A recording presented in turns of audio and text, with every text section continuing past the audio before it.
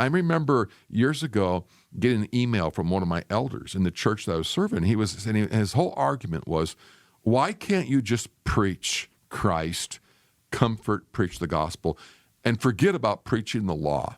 You don't need to preach the law, and you don't need to preach about sin. And it was all written out, and he eventually left the church. This guy was an elder. Mm-hmm. And I remember meeting with him and just explaining, not going to happen. I can't do that. Right. That'd be like showing up to Ezekiel after he's been called of God. Mm-hmm. And God calls Ezekiel and says, Ezekiel, I'm going to assure you of one thing about your ministry. They're not going to like you. They're not going to hear you.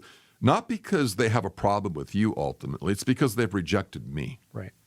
And the one thing God assured Ezekiel about his ministry is they wouldn't like it. And he said, I'm going to make your Same to Isaiah.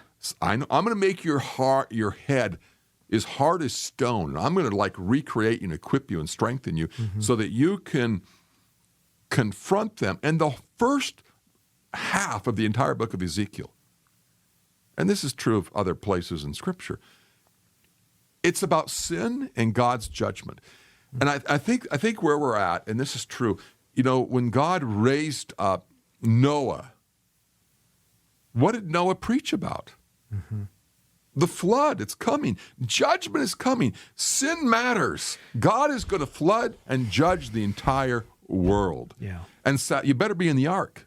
See, and this is the paradigm. And if Noah didn't preach about sin and the coming judgment, how relevant would Noah's ministry be? Yeah, well, the gospel means nothing at that point. That's my point. If you want to be relevant, I'm not talking about some weird, I'm talking about real relevance. You have to preach. Well, if we're going to talk about God's wrath, you have to think about judgment. And then you have to preach about the ark, you have the salvation. So Christ. If we're gonna keep it in the Pentecostal vein, and we want to talk about the ministry of the Spirit, what is the work of the Spirit? To convict the world of sin, righteousness, and judgment. Oh wow, yeah. It's like that doesn't fit the popular models of today. And that's what Jesus is telling his disciples in John in the upper room discourse, is preparing them for what's going to happen.